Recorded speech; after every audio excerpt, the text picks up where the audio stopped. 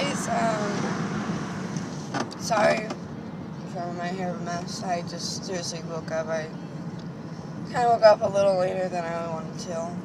You know, it's only like 7:22. But we're in the car, and they're not very happy.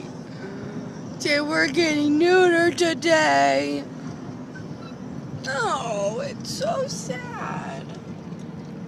I don't like them upset. It's very sad. I don't know what's going on. They're so sad. Oh. I had to put him back there because Jose gets car sick. And I don't know how Rusty is.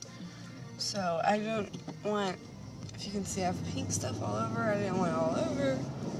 So they're back in the back of the blanket. But they're getting neutered today. Hopefully I guys take them home tonight. We'll see. They're whining. They're very pitiful. I'm sorry! I'm sorry, Jose! I'm sorry.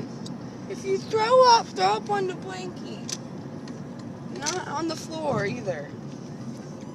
I'm sorry. There's Rusty. I'm sorry! Alright guys, well, I'm gonna drive more. Gotta drive them to the vet, and then gotta go to work. So, I'll see you guys soon. Bye.